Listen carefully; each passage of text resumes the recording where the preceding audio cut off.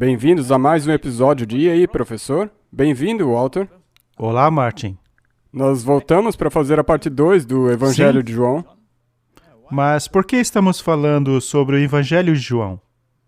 Nós falamos sobre ele na última vez porque ela tem uma mensagem muito especial a respeito da divindade de Cristo, que é o foco do Evangelho.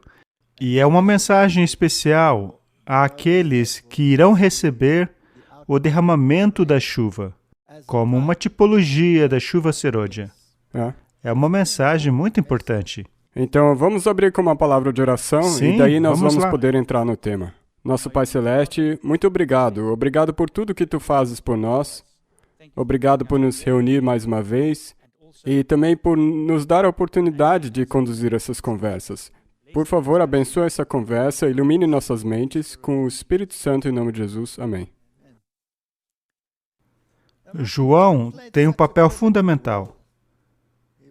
Como dissemos aqui, ele era o filho do trovão. Mas então ele se torna este manso, porém firme discípulo, firme como uma rocha. E eu não acho apenas uma coincidência que o Senhor tenha dado a ele as revelações de Apocalipse com certeza. ali na ilha de Patmos, para assim fazer uma ligação entre as profecias do Novo Testamento e as profecias do Antigo Testamento. E sabe, quando eu leio o livro de Daniel e consulto o livro Mensagens Escolhidas, eu acho muito interessante que há uma outra perspectiva para este último verso. Lá no livro de Daniel, capítulo 12. Neste verso, Deus revela o que acontecerá no fim. Ele nos dá uma profecia de tempo. A partir lá do verso 10 em diante. O verso 13 diz assim: Tu, porém, vai até o fim, porque descansarás. Ou seja, ele iria falecer, mas permanecerás na tua herança nos fins do dia. A maneira como eu sempre interpretei este verso é que haverá uma ressurreição. E é isso mesmo, vai ter uma ressurreição. Mas tem uma outra aplicação que eu nunca percebi. Ele permanecerá em sua herança, ou em seu lugar, nos últimos dias.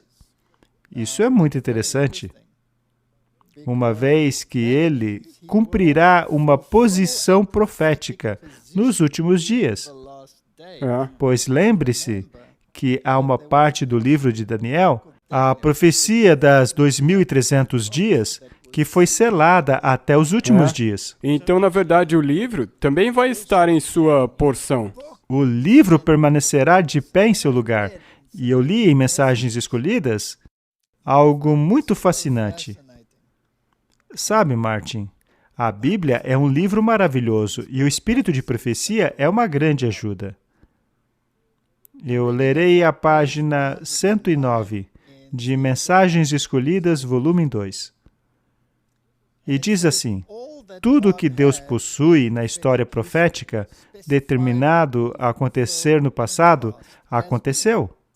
E tudo o que deveria ocorrer em sua ordem, ocorrerá. Daniel, o profeta de Deus, permanece em seu lugar, ou seja, em sua herança. João permanece em seu lugar. No Apocalipse, o leão da tribo de Judá abriu aos estudantes da profecia o livro de Daniel, e assim Daniel permanece em seu lugar. Ele apresenta o seu testemunho, que o Senhor revelou a ele em visão dos grandes e solenes eventos que nós devemos conhecer, ao passo que estamos no limiar de seu cumprimento.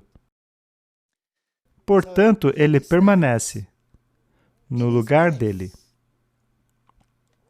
Em outras palavras, ele cumpre o perfil profético. E João e Daniel são conectados um ao outro.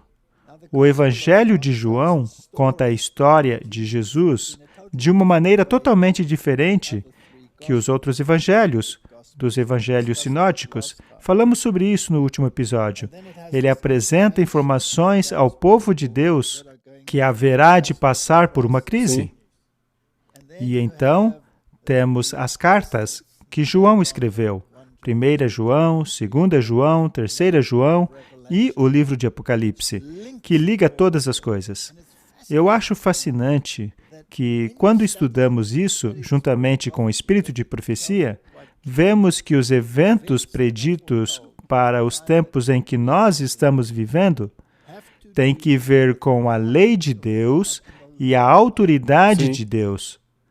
No último episódio, nós falamos a respeito da ordem dos livros e que a lei seria muito mais evidente caso a sequência original houvesse sido mantida. Naturalmente, a lei de Deus é a base do seu governo. O sábado é símbolo da autoridade de Deus, que o permite exercer essa autoridade e implementá-la ou torná-la a base do seu governo. E é claro, o diabo se opõe a isso e ele tem um agente.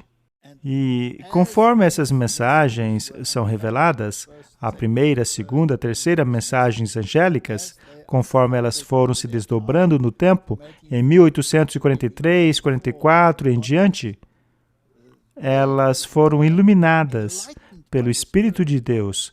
E todo o conflito, que por sua vez foi evidenciado na Reforma Protestante, chega ao seu clímax no livro de Apocalipse. E assim sabemos o que o inimigo de Deus está fazendo para eliminar o fundamento do seu governo, ou seja, a lei. Sim.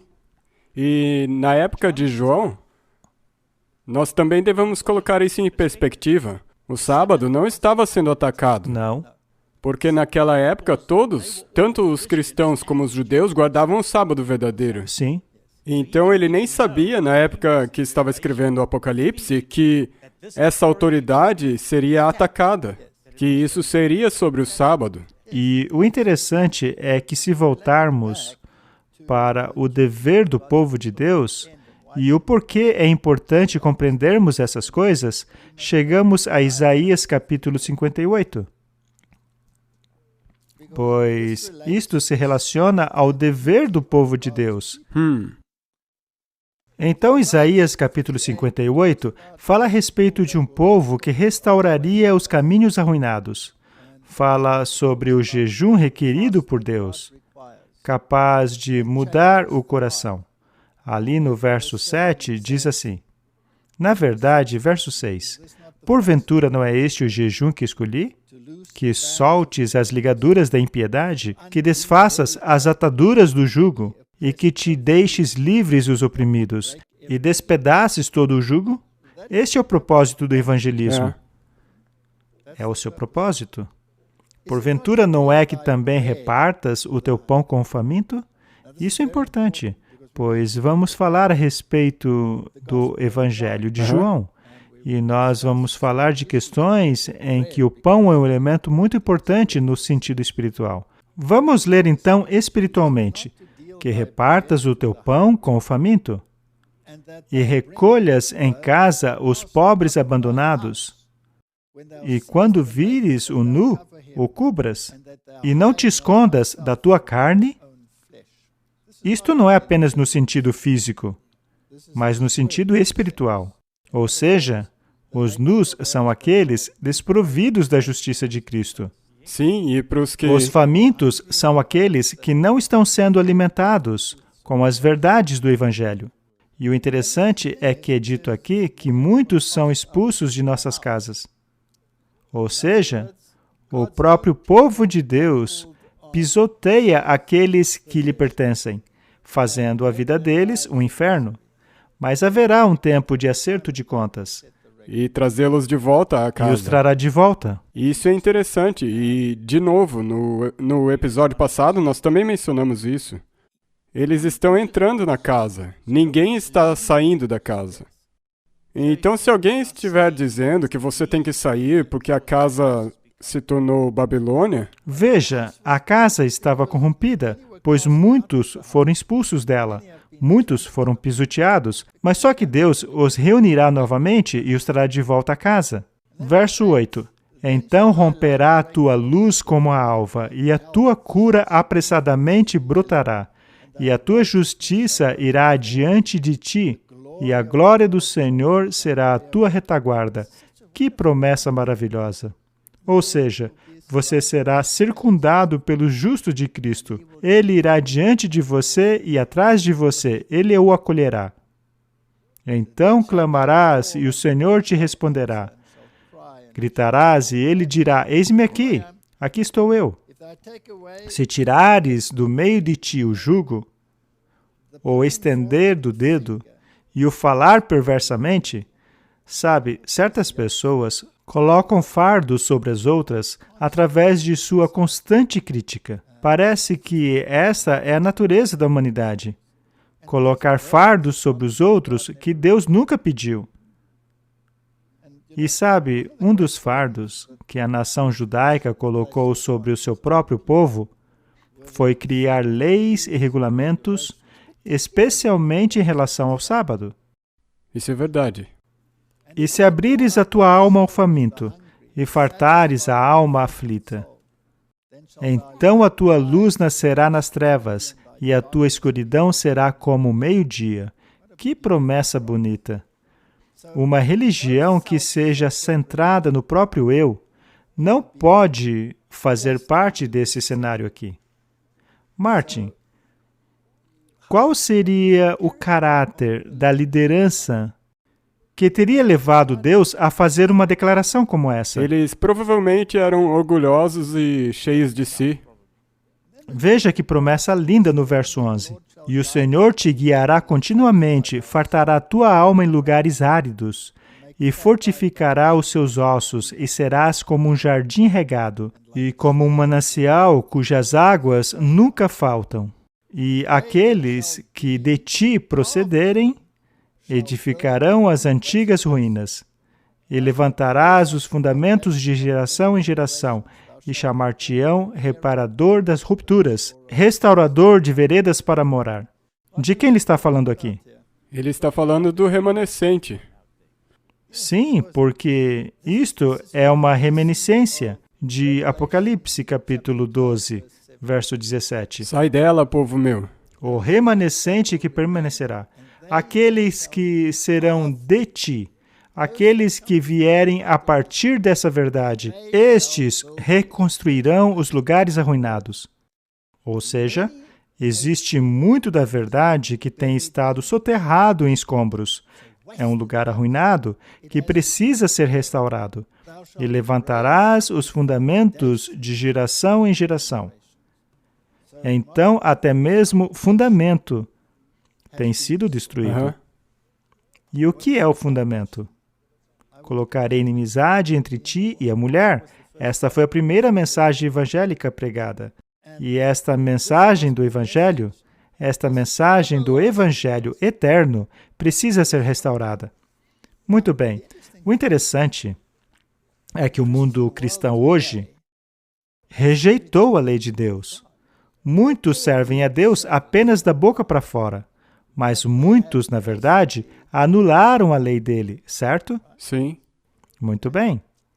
Mas se a lei é o fundamento do governo de Deus, então ela não pode ser simplesmente abolida. Ela não pode ser separada do Evangelho. Pois se separarmos a lei do Evangelho, já não resta necessidade de Cristo morrer. É exatamente assim. E como nós já também dissemos antes, o fato dele ter morrido provou que a lei ainda é válida. Não se pode separar a lei. Ela é a base de tudo. Foi justamente porque a lei foi transgredida que a morte entrou no mundo, surgindo assim a necessidade de um Salvador. Sendo assim, precisamos restaurar essas verdades arruinadas, reconstruir os fundamentos. E aqui fala de muitas gerações. Então, não é apenas a nossa geração que perdeu a verdade. A verdade foi perdida ao longo da história, pois há um inimigo por trás disso. E então, este povo será chamado de o reparador de brechas, os restauradores dos caminhos. Uma brecha é um buraco no muro. O muro sempre representou a lei, o muro da proteção, mas há uma brecha nele. Muito bem, precisamos de detalhes. em relação a que brecha é essa. O verso 13 do original é o início de um novo parágrafo. Vamos ler então. É realmente um verso muito importante. Se desviares os teus pés do sábado, de fazeres a tua vontade no meu santo dia. Martin, qual é o dia do Senhor? O sábado? Ora, então por que o mundo cristão alega que quando João fala a respeito de estar em visão no dia do Senhor, esse dia era domingo? Não dá para entender. É incompreensível e, na verdade, isso significa um pouco de falta de estudo. Porque se você estudar isso aqui, você não tem como errar. Não dá para errar. Esta é a definição bíblica do que é o dia do Senhor. Ele o chamou de meu santo dia. Não é o nosso dia. As pessoas costumam dizer, você guarda o seu sábado e eu guardo o meu. Mas não é assim. Eu guardo o sábado do Senhor. Se chamares o sábado deleitoso, o dia santo do Senhor, digno de honra, e honrares, não seguindo os teus caminhos, nem pretendendo fazer a sua própria vontade, nem falares as tuas próprias palavras, Martin, será que o sábado é importante? É pivotal. É crucial. Mas muitos dizem que é apenas um dia, Martin. Não. Só que não, tem um significado muito mais profundo. Tudo depende disso, autoridade. Me permita ler a primeira parte novamente. Se desviares o teu pé do sábado. O que fazemos com os nossos pés, Martin? Nós não pisamos em coisas? Ou seja, o sábado seria pisoteado. E se as pessoas pararem de fazer isso, pararem de pisotear o sábado de Deus, quais seriam então as consequências? Então te deleitarás no Senhor, e te farei cavalgar sobre as alturas da terra, e te sustentarei com a herança de teu pai Jacó, porque a boca do Senhor o disse. A herança de Jacó é a vida eterna. A boca do Senhor o disse. Martin, podemos então separar a lei, especialmente o sábado, da mensagem dos últimos dias? Na verdade, o sábado ele vai reenfatizar a importância de guardar toda a lei. Ela também reenfatiza o relacionamento. Esta é a brecha no muro, pois ela ataca a autoridade de Deus, ataca a base de seu governo. Jesus disse no Antigo Testamento, em termos proféticos, eu me deleito em fazer a sua vontade. Esta, portanto, é uma parte crucial. E também é muito importante deleitar-se, porque quantas pessoas não dizem que o sábado é um fardo? Muito bem. Vamos falar sobre isso. Será que Jesus não tornou a questão do sábado uma questão relevante em seu ministério? Com certeza. Como nós mencionamos, o tanque de Betesda. Pois é, ele realizou todos esses milagres no sábado, o que enfureceu os judeus.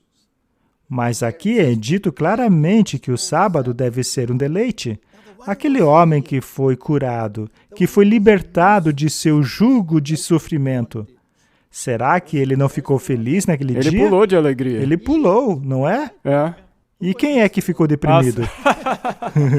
As pessoas que estavam guardando o sábado, mas do jeito deles de guardar.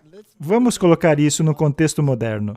Se você se deleita no sábado hoje, quem é que fica triste? O resto do mundo cristão. O resto do mundo cristão fica furioso. Nada mudou. Nada mudou.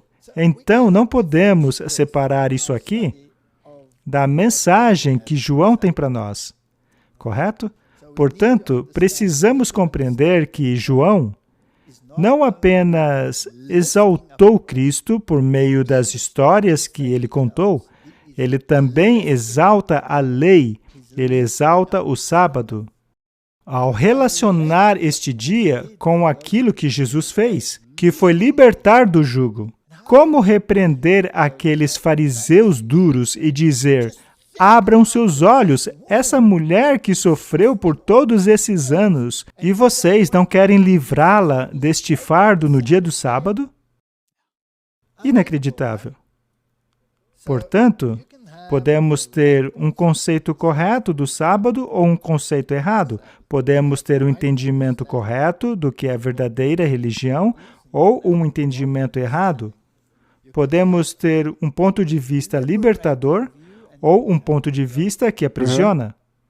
Tem sido assim por milênios. O que nos leva, finalmente, ao nosso próximo estudo. Da última vez, também tínhamos esta citação. Vamos lê-la mais uma vez.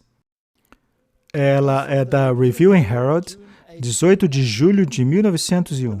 A vontade de Deus em relação ao seu povo é claramente expressa no 6º, 13º, 14º, 15º, 16º e 17º capítulos de João.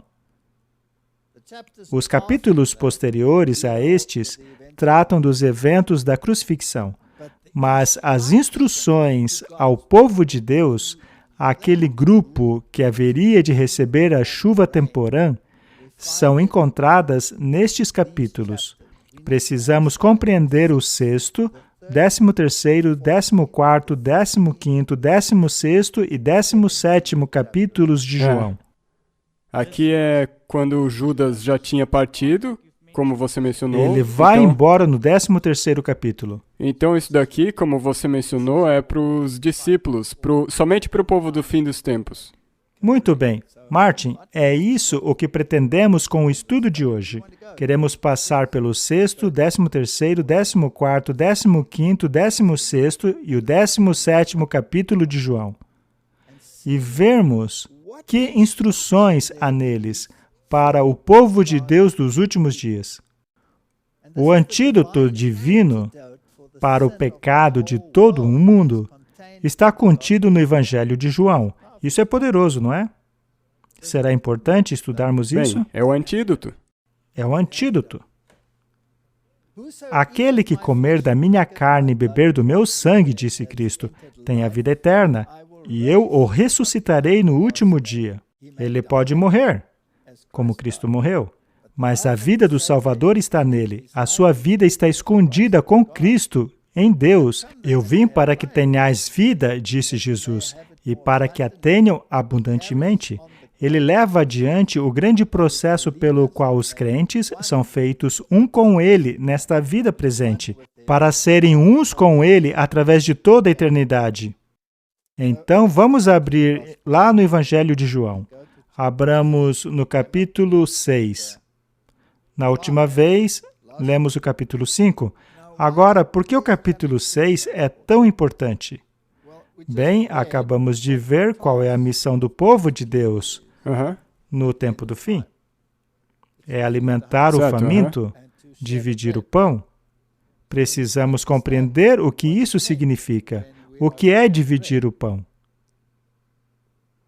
Depois disso, partiu Jesus para o outro lado do mar da Galileia, que é o mar de Tiberíades, e grande multidão seguia, e via os sinais que operava sobre os enfermos.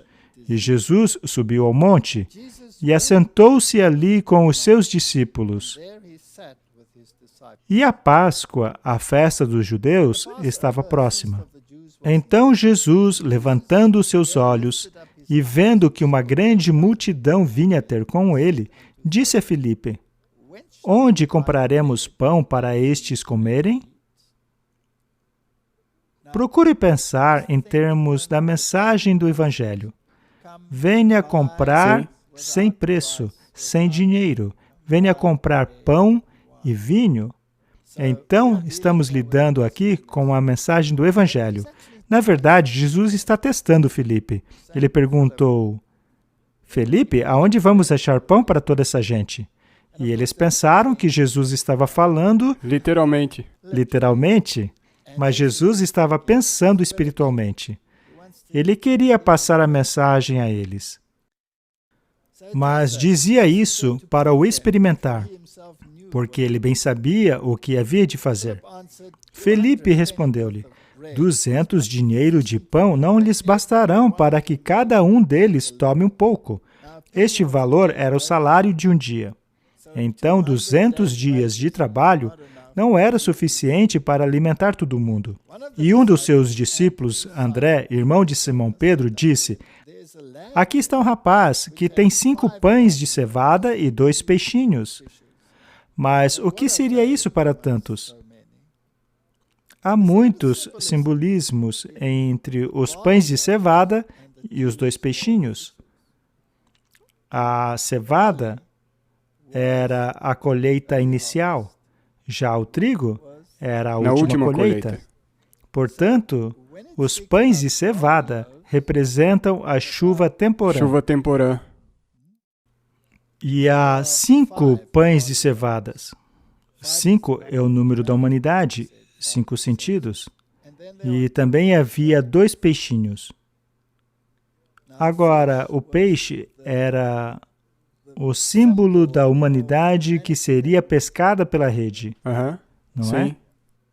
E aqui há 2 peixinhos. Mas por que 2 peixinhos? O interessante é aquilo que estava pescando. O Evangelho. O Evangelho pescava os homens. E onde ele está escrito? No Antigo e no Novo Testamento. No Antigo e Novo Testamentos. É a Bíblia inteira. Certas pessoas tomam esse verso para criar o debate se seria correto comer peixe ou não, mas isso é ridículo. Estamos falando de uma questão espiritual aqui. Isso daqui não é um plano nutricional. Não se trata de dieta aqui. Muito bem. Então a cevada representa o derramamento da primeira chuva.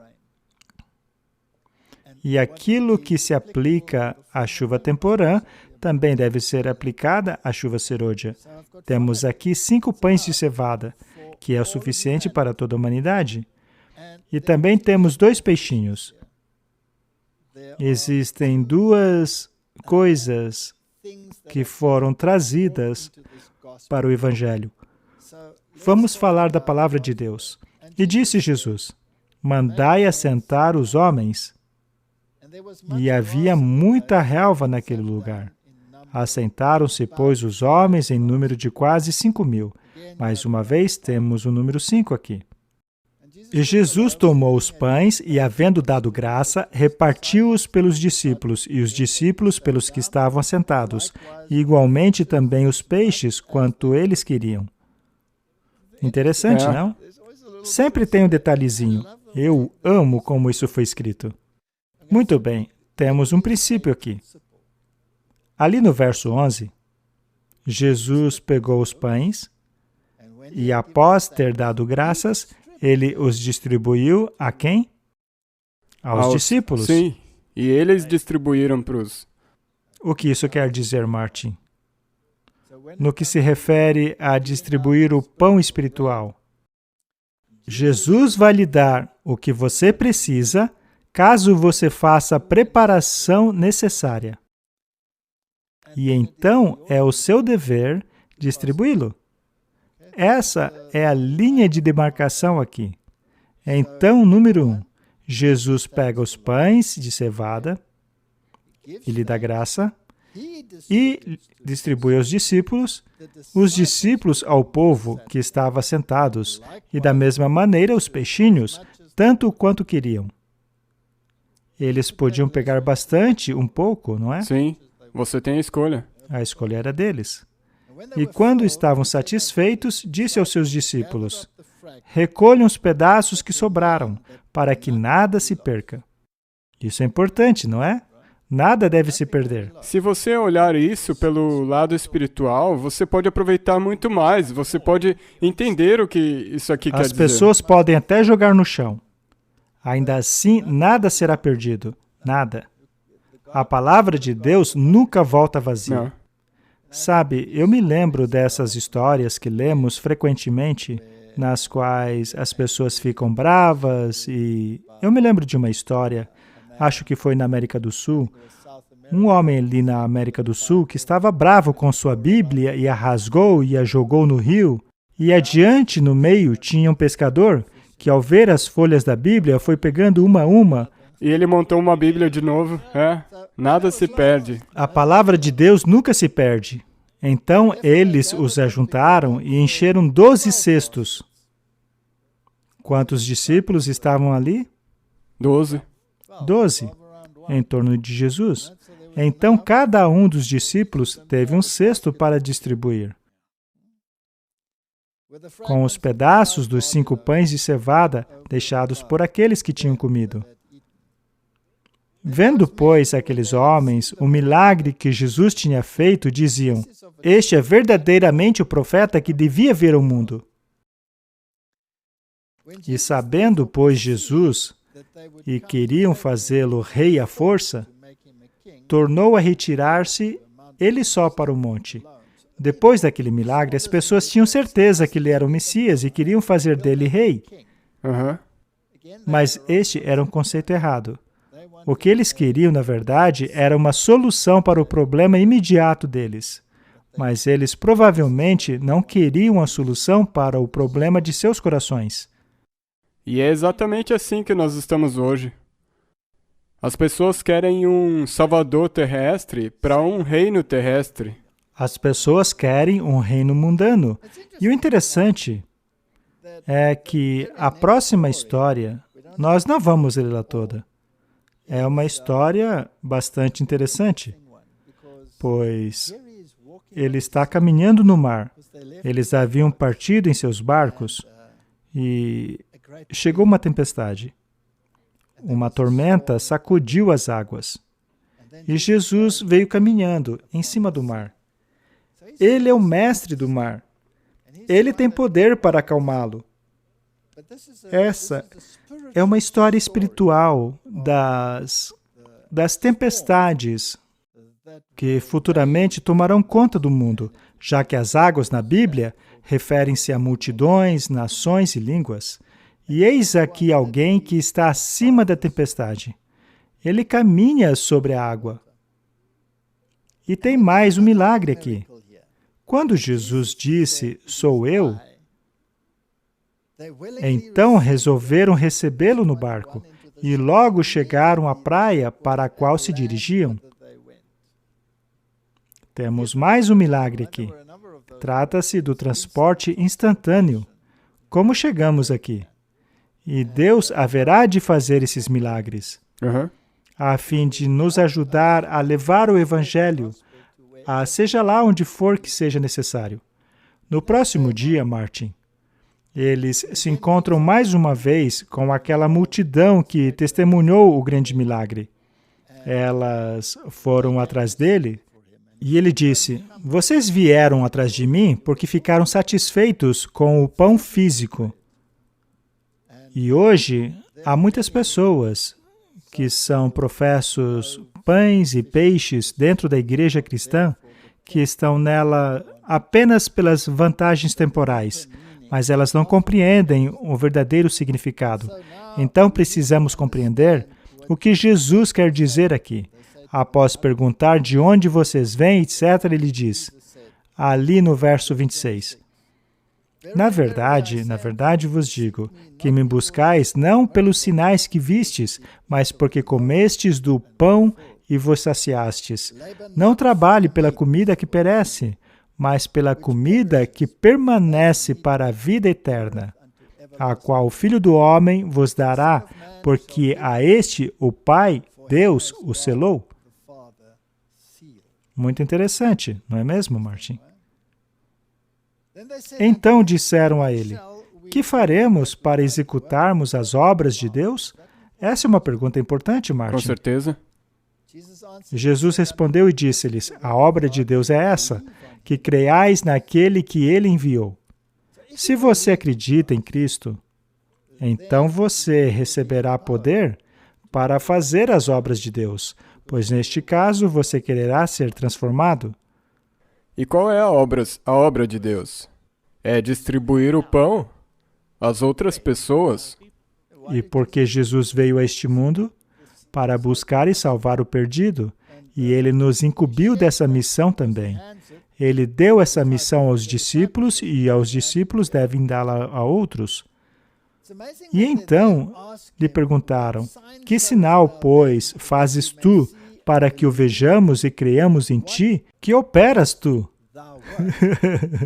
É simplesmente incrível. No dia anterior, ele havia acabado de mostrar a eles, fisicamente, e agora eles já não entendem mais. Aqui está o X da questão, Martin. E disseram a ele: os nossos pais comeram maná no deserto, como está escrito, deu-lhes de comer o pão do céu. E agora vem a aplicação espiritual. E Jesus disse a eles: na verdade vos digo, Moisés não vos deu o pão do céu, mas meu Pai vos dá o verdadeiro pão do céu. Pois o pão do céu é aquele, não é isso, é aquele, é uma pessoa.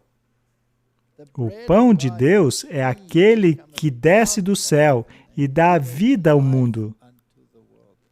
O Evangelho é personificado. Ele está em uma pessoa. Então disseram a ele: Senhor, nos dê deste pão. E Jesus disse: eu sou o pão da vida. Aquele que vem a mim não terá fome, e quem crê em mim nunca terá sede. São duas promessas poderosas aqui. Se você quiser enxergá-las literalmente, você ficaria desapontado, não? Pois haverá tempos em que você passará fome, haverá situações em que você terá sede.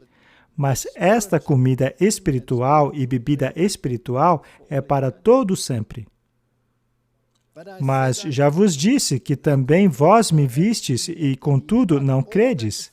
Todo o que o Pai me dá virá a mim, e o que vem a mim de maneira nenhuma eu lançarei fora.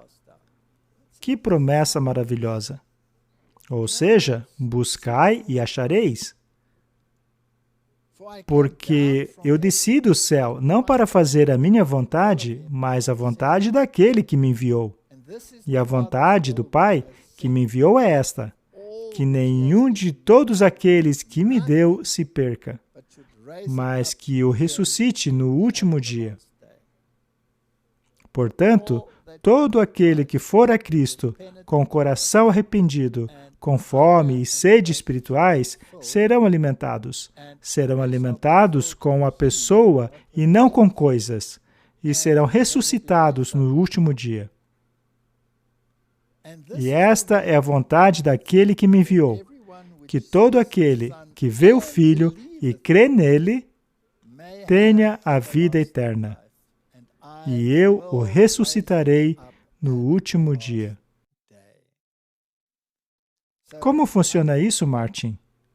Crer, ou seja, fé.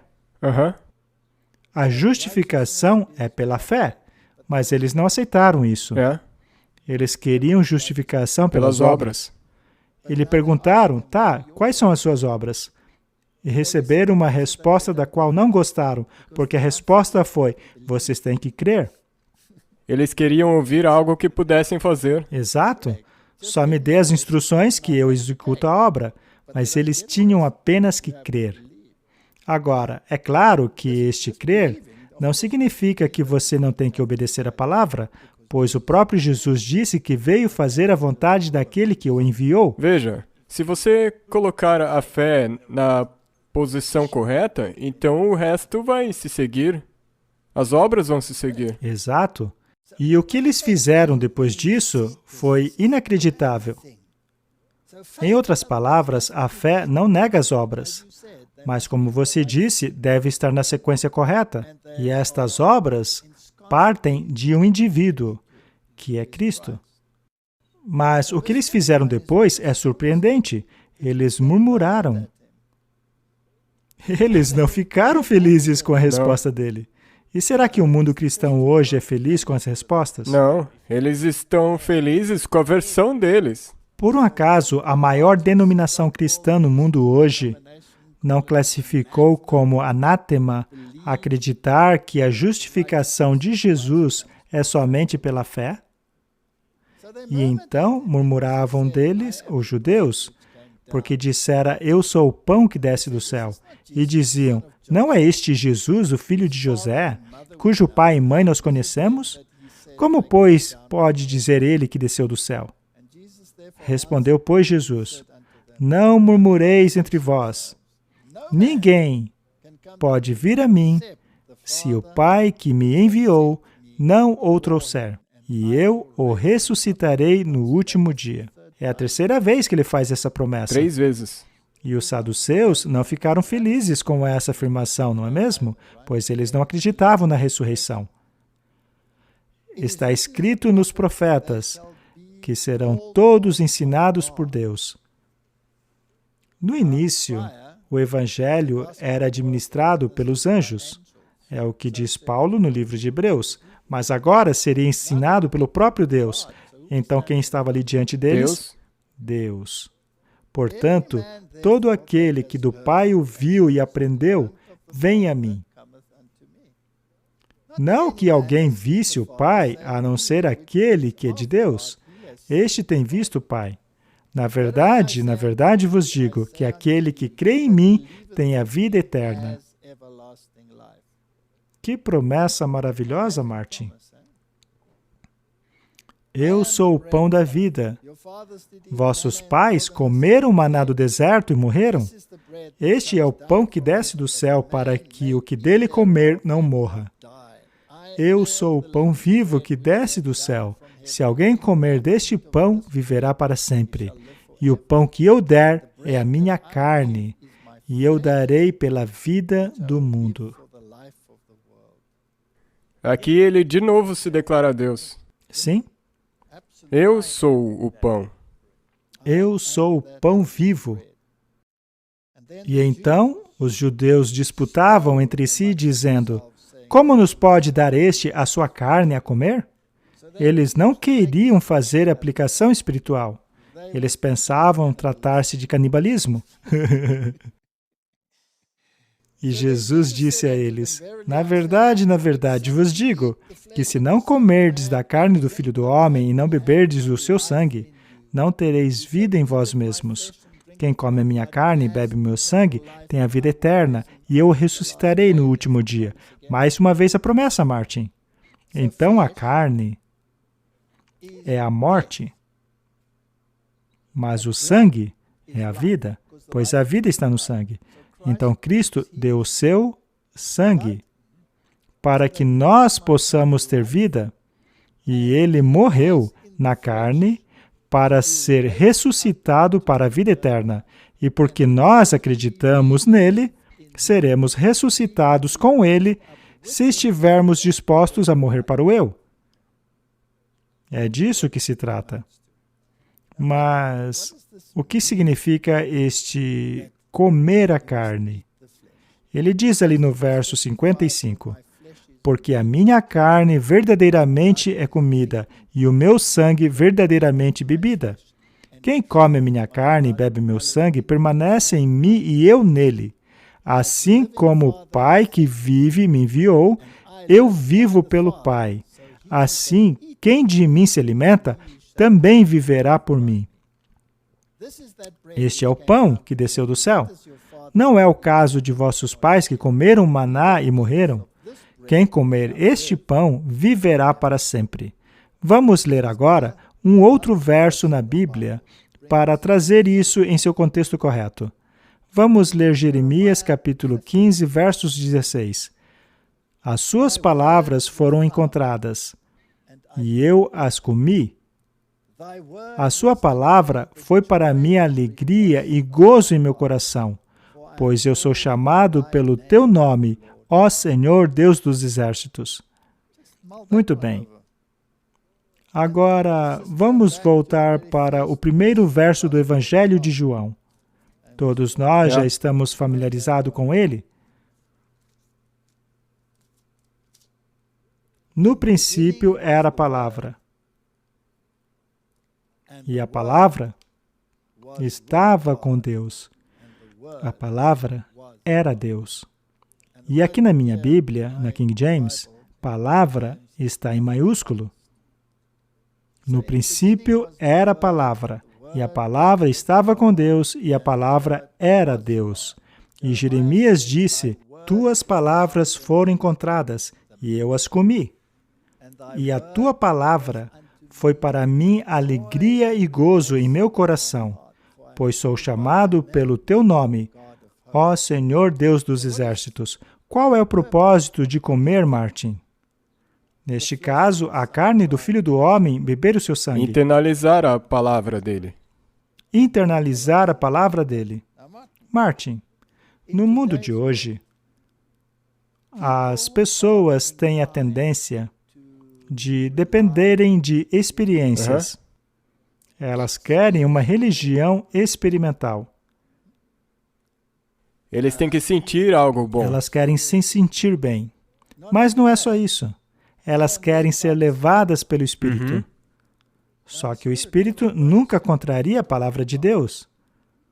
Se você considerar o catolicismo, que acredita nos exercícios espirituais de Inácio de Loyola, que é completamente avesso à Bíblia, uma vez que ele é baseado na experiência espiritual. Aliás, vamos refrasear isso. Uma experiência espiritualista, que pode ser conduzido por demônios.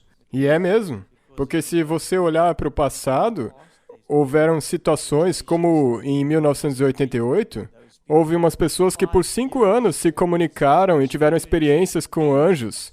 E um dia esses anjos disseram para elas matarem umas pessoas desse grupo de estudo bíblico. Pois é.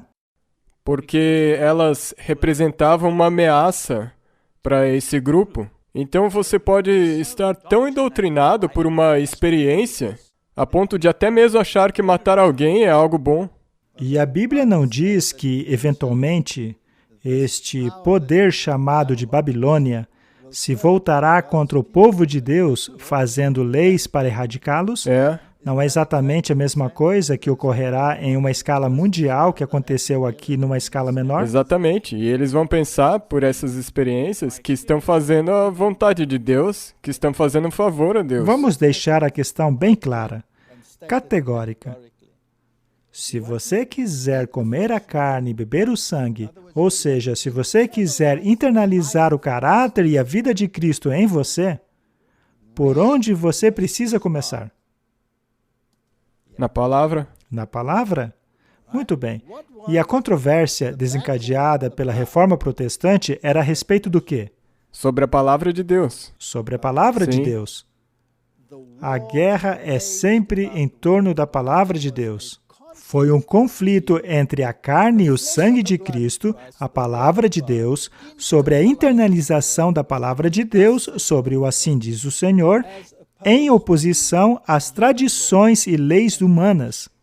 E também é importante reafirmar que a verdade é real, a verdadeira palavra de Deus. É por isso que nós sempre falamos disso nos episódios. As pessoas do tempo de Jesus queriam sinais e maravilhas. E Jesus disse que elas não viriam sinais, exceto pelo sinal de Jonas. Houve a morte e a ressurreição. Esse foi o sinal de Jonas. Afinal, Jonas esteve na barriga do peixe, que era símbolo de estar morto. Da mesma forma, no tempo do fim, só teremos um porto seguro, que é a palavra de Deus. Não podemos ousar confiar em nossos sentimentos e emoções. Veja, as emoções têm o seu lugar. Se elas forem um resultado das suas experiências, elas têm que estar em harmonia com a palavra. Este era o fundamento de Martinho Lutero. Se não estivesse nas Escrituras, então ele não seria convencido. E ele dizia que não é bom irmos contra a nossa consciência.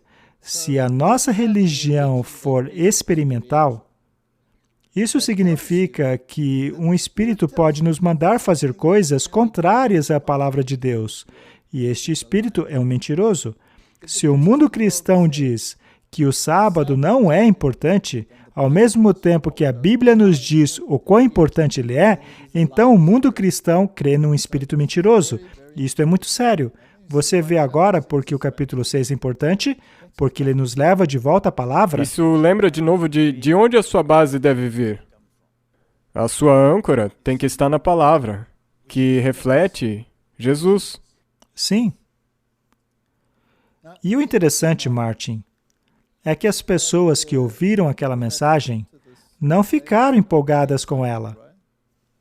No verso 59, lemos assim: Ele disse essas coisas nas sinagogas, ensinando em Cafarnaum. Muitos, pois, dos seus discípulos, ouvindo isso, disseram: Duro é esse discurso, quem pode ouvi-lo? Sabendo, pois, Jesus em si mesmo que os seus discípulos murmuravam isso, disse-lhes: Isso vos escandaliza? Que seria, pois, se vissem subir o Filho do Homem para onde primeiro estava? O Espírito é o que vivifica, a carne para nada proveito. As palavras que vos disse são Espírito e vida. Você viu, Martin? São as palavras de Jesus. A Bíblia, a palavra de Deus, o Antigo Testamento. O Antigo Testamento é o Evangelho em tipo e sombras, e o Novo Testamento é o Evangelho em substância. E o resultado é o verso 66. E a partir daquele momento, muitos de seus discípulos não andaram mais com ele. Outra pergunta, Martin. Quantas pessoas no mundo de hoje, quando são confrontadas com as questões na palavra, não fazem exatamente a mesma coisa? Elas simplesmente desistem de seguir no caminho. E o problema é um caminho difícil. É algo difícil. E o problema é, eles voltam a andar na estrada que eles acreditam que é a que vai levar ao céu.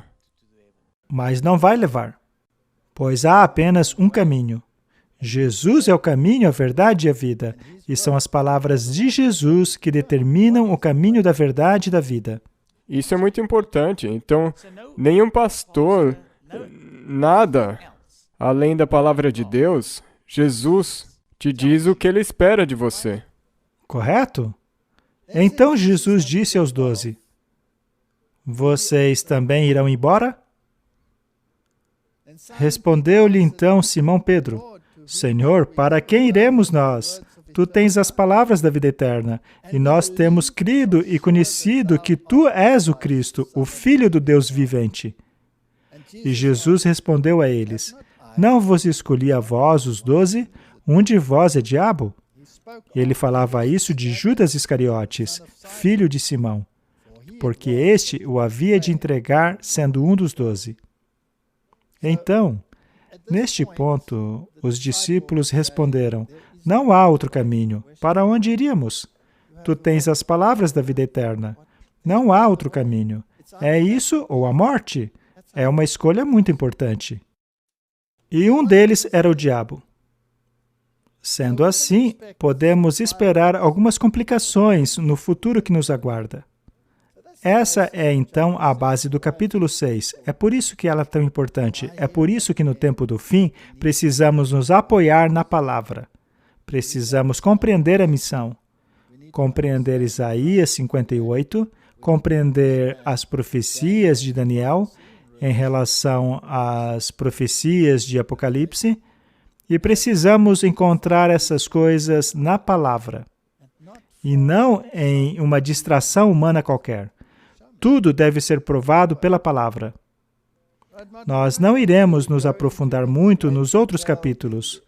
Nós iremos direto para o centro da mensagem ali no capítulo 13. Mas tem algo interessante ali no capítulo 7.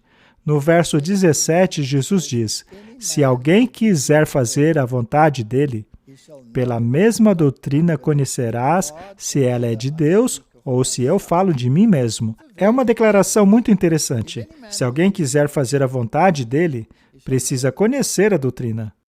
Seria então um pré-requisito? Se quisermos compreender a doutrina de Cristo e a doutrina da salvação, não devemos compreender a doutrina? Sim, você tem que fazer a vontade dele. Qualquer um que queira fazer a vontade aí dele. Aí sim você vai entender. Daniel compreendeu a doutrina. Foi aí que abriram-se as portas. É isso mesmo. Uma vez que você continuamente critica o sábado, se você começar a guardá-lo, você vai enxergar de uma maneira diferente. É isso que ele te promete aqui. Então faça um teste. Dê uma chance. O capítulo 8 fala sobre a mulher adúltera, que também trata-se de um capítulo bastante interessante, pois o adultério espiritual é um elemento muito prevalente entre aqueles que professam ser seguidores de Cristo, não é mesmo?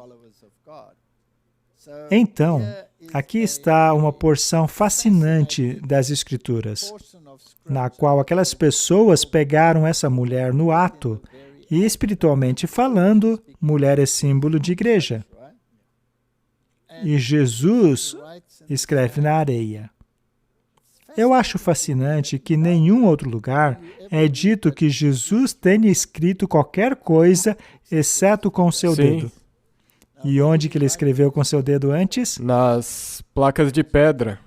Nas tábuas de pedra. Você consegue ver todos esses pequenos detalhes? Martin, como podem dizer que este livro não passa de um monte de imaginações humanas? De jeito nenhum. Ninguém é capaz de pensar em todas essas pequenas conexões, essas nuances. E qual foi a atitude da mulher que foi pega em adultério? Ela se arrependeu. Ela sentia remorso. É. Ela estava quieta, humilde, sabia que era culpada. E ele a perdoou. E disse, vá e não peques mais. Sabe, existe esperança nessas pequenas coisas. Eu também acho o capítulo 9 fascinante, no qual este homem, que havia nascido cego, foi curado por Jesus. Sabe, Marty, esse capítulo é fascinante. E seus discípulos perguntaram, Mestre, quem pecou? Este homem ou seus pais? Você já reparou que a gente sempre busca um culpado? Mas Jesus disse a eles, nem ele, nem seus pais pecaram. Isso aconteceu para que a obra de Deus se manifestasse na vida dele. Convém que eu faça as obras daquele que me enviou enquanto é dia. A noite vem quando ninguém pode trabalhar. Enquanto estou no mundo, sou a luz do mundo. Então ele faz algo fascinante. Tendo dito isso, cuspiu na terra e com a saliva fez lodo. E untou com o lodo os olhos do cego. E disse a ele, vai, lava-te no tanque de Siloé, que significa o enviado. Martin, isto é impressionante. De novo, como o pão que foi dado aos discípulos e então à multidão. A obra de Deus deveria ser manifestada.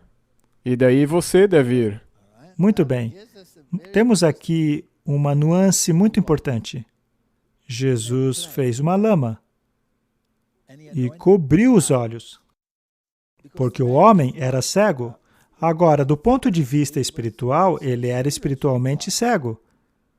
E isto se aplica a cada um de nós, pois todos nós somos espiritualmente cegos, de nascença, desde o nascimento. Agora, quando foi que ele fez lama em uma situação anterior? Na criação de Adão e de Adão. A Bíblia não diz que todas as coisas foram criadas por meio dele e que sem ele nada do que foi feito se fez? Então, quem foi o Criador? Jesus. Ele pegou a lama? Aquela foi a criação original da humanidade. E agora, mais uma vez, ele faz uma lama e cura os olhos. Este é um símbolo da recriação. Isso mesmo, sim. Aqui está o Deus Criador, pegando a terra e, com ela, curando os olhos. Espiritualmente falando, ele estava devolvendo a visão. E então, ele o envia a um tanque chamado de Siloé, que significa enviado. Ou seja, ele era um mensageiro. E a quem ele foi enviado? Pois foi dito a ele, vá ao tanque de Siloé e lave. Então necessitamos ter nossa vista espiritual curada, sermos recriados e então lavados. Há um mini batismo aqui. É mesmo. Precisamos ser lavados, mortos para a vida antiga e sermos ressuscitados. E então, como a mulher no capítulo anterior, vai e não peques mais. Vai, não peques mais. Mesmo não tendo sido pelo pecado dele que ele ficou cego. E então ele foi enviado aos fariseus, não é? E será que por acaso eles estavam felizes de ver um homem que havia nascido cego e que agora poderia ver normalmente? Ficaram felizes com isso? Não mesmo. Eles ficaram furiosos. Totalmente furiosos. Não foi isso também feito no sábado? Sim. Esse milagre provavelmente foi realizado no sábado, pois no verso 16 é dito: então alguns dos fariseus diziam, esse homem não é de Deus, pois não guarda o sábado. Outros diziam, como pode um homem pecador fazer tais milagres? E havia dissensão entre eles. Será que a mensagem com a qual as pessoas são enviadas, que está enraizada na Bíblia, acaba criando grande divisão? Sim. Quantas vidas não foram perdidas por essa mensagem? E eles não queriam acreditar. Então chamaram os pais dele. E os pais ficaram com medo e disseram, pergunte a ele mesmo. Então perguntaram mais uma vez. E eles ficaram bravos, disseram, você está tentando nos ensinar? Esse homem é um pecador? E ele respondeu, se ele é um pecador ou não, eu não sei. Mas de uma coisa eu sei, eu era cego e agora vejo. E eles ficaram furiosos. Então o homem respondeu a eles no verso 30. Não é uma maravilha que vocês não saibam de onde ele é, mesmo apesar de me ter aberto os olhos? Ora, nós sabemos que Deus não ouve pecadores, mas se alguém é temente a Deus e faz a sua vontade, a esse ele ouve. Desde o princípio do mundo, nunca se ouviu que alguém abrisse os olhos a um cego de nascença. Se esse homem não fosse de Deus, nada poderia fazer. E responderam eles e disseram, tu és nascido todo em pecado, e nos ensina a nós? Será que não temos situações semelhantes hoje, Martin, em que as pessoas de repente descobrem uma verdade na Bíblia e vão ao ministro ou a um pastor perguntando, e essa doutrina aqui? O que o senhor diz a respeito? E muitos ouvem, ora, você está por acaso querendo me ensinar? Você estudou grego e hebreu? Por um acaso você é um erudito? E agora você quer me ensinar, não é isso? Você não é um teólogo. Nada mudou, Martin. Nada mudou. E então é dito que eles o expulsaram. Muito bem. Vamos agora traçar um paralelo. Nos tempos em que vivemos, se você for confrontar alguém com a palavra de Deus, e essa pessoa se recusar a ouvir, se a tua cegueira for curada e agora você sai para pregar a mensagem, a probabilidade de você ser expulso por eles é muito alta. É mesmo, porque eles também rejeitaram a Jesus, então. Eles vão te rejeitar. Muito bem.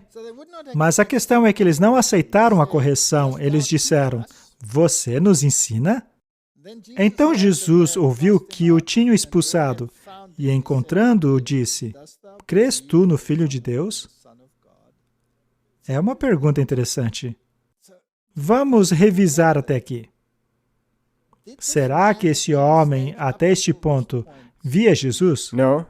Não. Ele nem conhecia quem era esse homem que curou ele. Mas ele recebeu uma visão espiritual. Ele tornou-se uma testemunha de Cristo. Ele começou a testemunhar, mas então foi rejeitado. Ele poderia ter se sentido abandonado, mas Jesus o deixou assim? Não. Ele veio e encontrou ele ali mesmo. Há uma linda promessa aí, não? Quando isso acontecer com você, Jesus se aproximará e dirá, crês tu no Filho de Deus? E ele respondeu, quem é ele, Senhor, para que nele eu creia? E Jesus lhe disse, tu já os tens visto. É aquele que fala contigo. Jesus foi bastante direto.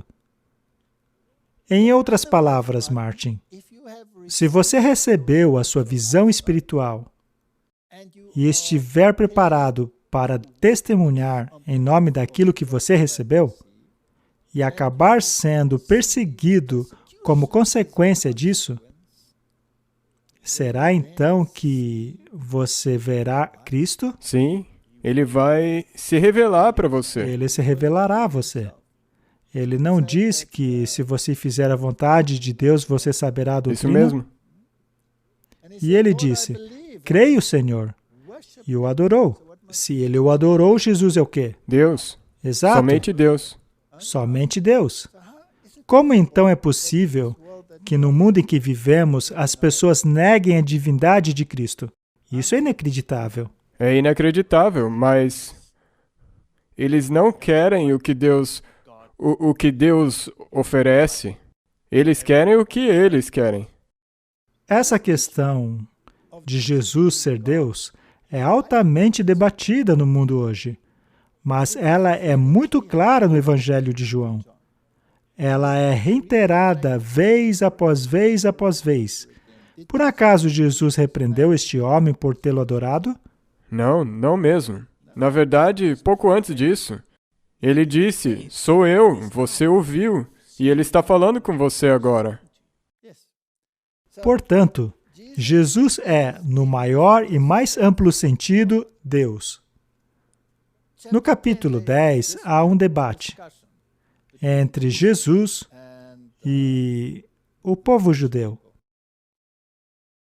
O verso 17 diz assim, por isso o Pai me ama, porque dou a minha vida para torná-la tomá-la. Ninguém a tira de mim, mas eu, de mim mesmo, a dou. Eu tenho poder para dar, e poder para torná-la a tomá-la. Este mandamento recebi de meu Pai. Não é apenas Deus que pode fazer isso? Só pode ser Deus se ele fez isso. Muito bem. Ele então diz claramente, no verso 30, eu e meu Pai somos um. Os judeus então pegaram outra vez pedra para o apedrejar. E Jesus respondeu, tenho-vos mostrado muitas obras boas de meu Pai. Por qual delas vocês me apedrejam? E os judeus responderam, dizendo-lhe, não te apedrejamos por alguma obra boa, mas por blasfêmia, porque tu, sendo homem, te fazes Deus a ti mesmo. Será que eles compreenderam o que Jesus disse? Eles reconheceram que ele estava dizendo que ele é Deus. Ele é Deus, e eles compreenderam isso, mas rejeitaram o ensino. Isso, então, exigiria uma evidência claríssima, longe de qualquer suspeita, para que não pudessem negar. Ele disse, eu sou a ressurreição, eu dou a minha vida, eu a tomo de volta, eu e o Pai somos um. E eles ficaram furiosos, porque ele estava se fazendo Deus. E então, no capítulo 11, temos a história da ressurreição de Lázaro. Isso é uma prova irrefutável de que Jesus é Deus, porque foi Ele quem chamou Lázaro para fora do sepulcro. E o que foi que os judeus quiseram fazer a Lázaro como consequência disso? Eles quiseram matar ele também. Isso te surpreende, Martin? Não. Tão logo quanto você pratique a vontade de Deus e você reconheça que Jesus é Deus, Satanás vai querer te matar também. Então, este é um padrão que encontramos na humanidade. Encontramos este padrão de resistência à verdade. E especialmente a resistência à verdade a respeito de Jesus. Você pode pegar todas as religiões do mundo. O catolicismo nega a expiação. O Islã nega a expiação, os judeus negam a expiação, e as demais religiões nem sequer precisam de uma expiação. Assim, no fim das contas, a grande questão é a divindade de Jesus. Exatamente. E sempre foi assim. Até o grande conflito começou dessa maneira no céu. Esta foi a última grande prova que Jesus deu de seu poder e divindade. E a lição está aí, para todos estudarem. E agora chegamos na parte em que Jesus está prestes a deixar este mundo. E ele tem uma última mensagem de instrução aos seus discípulos. Uma mensagem muito importante, somente para os ouvidos deles. E começa com a história da última ceia, sobre a qual lemos no capítulo 13. E então Judas vai embora. Aí no capítulo 14 até o 17, temos a instrução final, que nós, hoje, precisamos internalizar.